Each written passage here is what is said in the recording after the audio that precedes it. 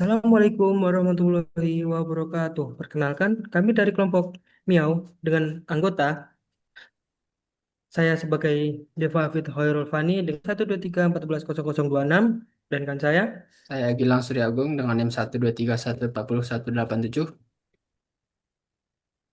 Saya Prima Huda Sembiring dengan NIM 123140119.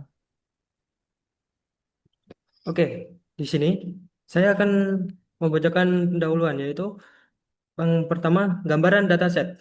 Dataset berisi data gejala dan profil kesehatan pasien seperti demam, batuk, umur, tekanan darah, hingga kolesterol.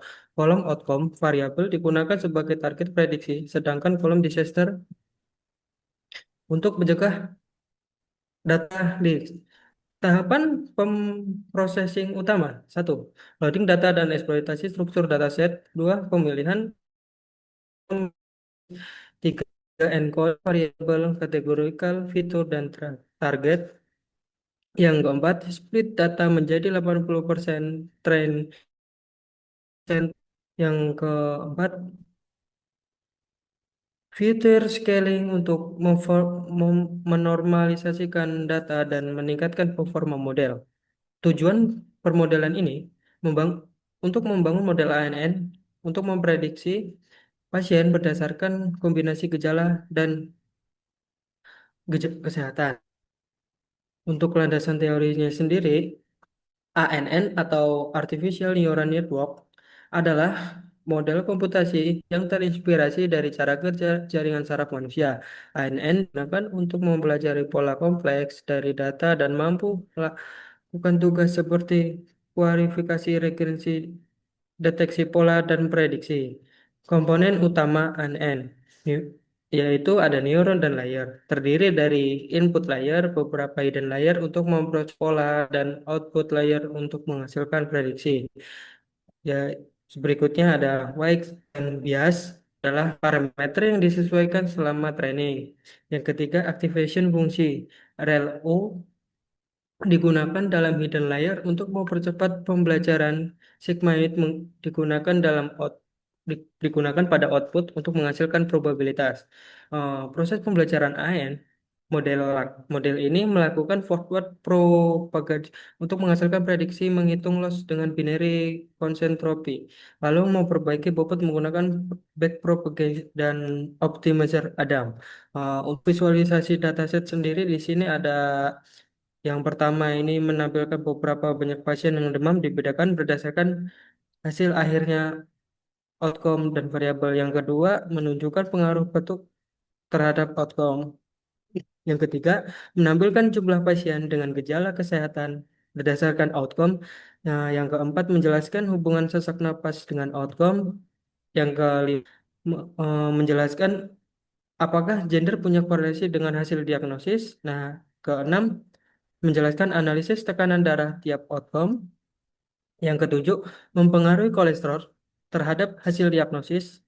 Yang kedelapan, menampilkan 15 penyakit yang paling banyak muncul dalam bentuk grafik horizontal.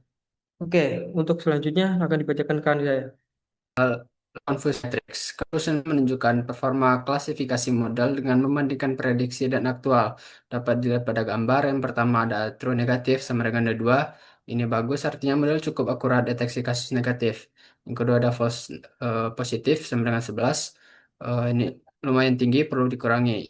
Yang ketiga ada false negatif sama dengan 10. Cukup tinggi dan berbahaya jika di kasus medis. Yang keempat ada true positif tambah 27, ini nilai tertinggi cukup bagus. Lanjut ke ROC curve. ROC curve menunjukkan trade-off antara true positive rate dan false positive rate pada berbagai threshold. Di, pada gambar terlihat ada garis biru, itu merupakan ROC curve, bentuknya naik bertahap seperti tangga dari kiri bawah ke kanan atas. Kurva ini menunjukkan performa modal di berbagai threshold semakin tinggi dan ke kiri kurva semakin bagus. Yang kedua ada garis orange putus-putus, itu diagonal. Di ini baseline atau random guess, tebakan acak. Eh, model yang bagus harus jauh di atas garis ini. Garis ini punya sama dengan 0,5 atau 50%. Lanjut ada Ausinya sebarengan 0,792 atau 79,2%. Ini angka paling penting, artinya ada probabilitas 79,2% model kasih skor lebih tinggi ke kasus positif dibanding negatif. Oke, sekarang kita masuk ke bagian training modelnya, di mana di sini kami menggunakan Pandas untuk sebagai uh, meread dari datasetnya, kemudian ada juga Seaborn, Matplotlib untuk visualnya, kemudian Escalator juga untuk membantu kita untuk membuat modelnya. Nah, ini juga merupakan library utama yang kita gunakan, itu TensorFlow. Nah, di mana sudah kita panggil datanya menggunakan data frame Pandas, dan kita menampilkan 10 eh, data frame pertama. Kemudian bagian sini kita cek apakah ada data yang missing atau tidak. Setelah kami lakukan uh, yang missing itu tidak ada ya. Terus ini visual data dan untuk visual data. Nah, untuk first datanya itu kami pisahkan dulu yang mana akan menjadi target dan yang mana menjadi kolom. Nah, kalau untuk target yang kami gunakan itu pada kolom outcome variable-nya. Sedangkan untuk kolom fitur itu kami menggunakan eh, ini paper, code, kemudian ada pacik dan lain-lain. Kemudian setelah dipisahkan kolom antara target dan fitur itu, kemudian kami inputkan targetnya, di mana di awal itu kami buat dulu mengcopy data frame dari data frame awal dan menyimpannya di data model. Kemudian di sini kami menggunakan label encodernya supaya kan awalnya itu dataset itu hanya berupa teks ataupun objek ya. Jadi di sini eh, kita harus mengganti menjadi numerik supaya nanti model itu akan mengerti terkait dataset kita. Kemudian encode pada fitur juga sudah kami lakukan seperti ini, di mana di sini hanya fokus pada bagian objek saja. Nah, kalau pada dataset kan itu ada bagian umur ya. Nah, pada bagian umur ini kan sudah menjadi numerik, jadi tidak perlu lagi kita encodekan, hanya berupa teks saja di paper dan lain-lain. Nah, setelah di uh, encode-kan, di sini kami pisahkan dulu yang mana jadi fitur dan target, kemudian split data seperti ini. Kemudian di sini telah kami lakukan encoder, kami normalisasi dulu dataset biar nggak error dan overfitting. Nah, di sini kami menggunakan standard scalar karena pada data apa ya dataset yang kami gunakan memiliki ketimpangan nilai ya. Dimana tadi kalau sudah kita encoderkan pada bagian VAR ataupun code itu kan hasilnya kan 1 0 ya. Tapi pada bagian egg ini nilai itu sangat berbeda, di mana melebihi dari 1. Nah, setelah eh, normalisasi, kemudian kami membuat modelnya, di mana model yang kami gunakan itu menggunakan sequential, di mana ini merupakan model yang paling sederhana. Karena kan sequential ini terbentuk dengan beberapa layer yang secara berurutan. Nah, untuk di layer pertama itu kami membuat eh, sebanyak 128 neuron dengan activation ReLU. Nah, di sini juga kami menggunakan dropout supaya nanti drop ini supaya 30%, supaya nanti ketika di training eh, dataset itu akan otomatis di, dihentikan sebanyak 30% supaya nanti supaya nggak overfitting. Nah, kemudian di sini juga ada batch normalization, di mana untuk menstabilkan nilainya. Kemudian di layer 2 itu kami set dengan 64 neuron, dropnya dengan 30%. Kemudian di layer 3 itu juga ada 32 neuron dengan dropout 20%. Nah, pada bagian layer 4 ini karena sudah kecil ya, pada neuron ini, itu 16. Jadi kita tidak menggunakan lagi dropoutnya, sehingga cukup dengan neuron ini saja.